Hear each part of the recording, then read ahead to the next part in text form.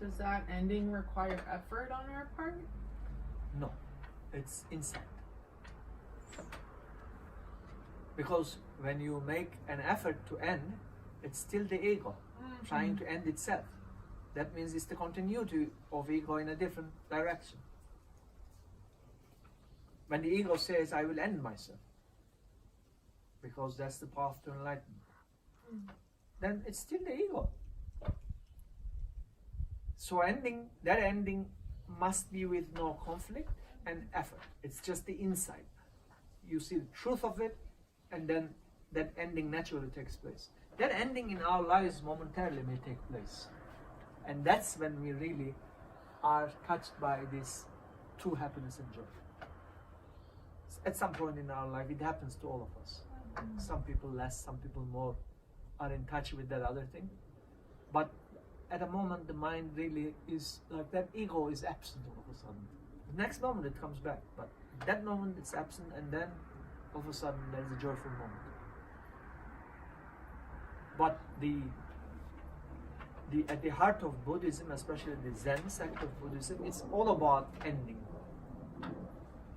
the ego and thinking, and never to build, but to end, to destroy.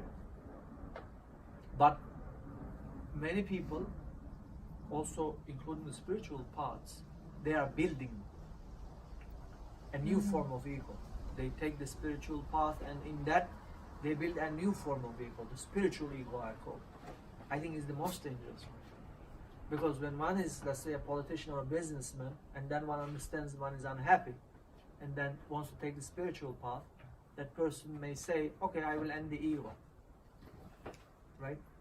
Because the ego is at the heart of all problems. I'll take the spiritual path. But then they get certain beliefs and all those kind of things in the spiritual path. Then those beliefs and everything adds to that ego. Now we have a spiritual ego in quotes. Before it was the politician ego, right? Or the businessman ego. Now we have the spiritual ego. And nobody then questions it, because when it's the politician, they can question. But when they go into the spiritual realm, so-called spiritual realm, that's the final destination. They say, okay, I found.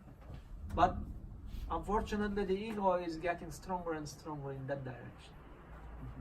If you can take a look, like there are many people who claim enlightenment, and you still see how strong the ego is. Then you have the enlightened ego. The ego that thinks it's enlightened. I heard that. Yes. And then you won't learn because now. Yes, because the ego thinks I've arrived. It's finished. Yeah. And that's the most dangerous situation to be stuck, to get stuck. Those people will never be stuck.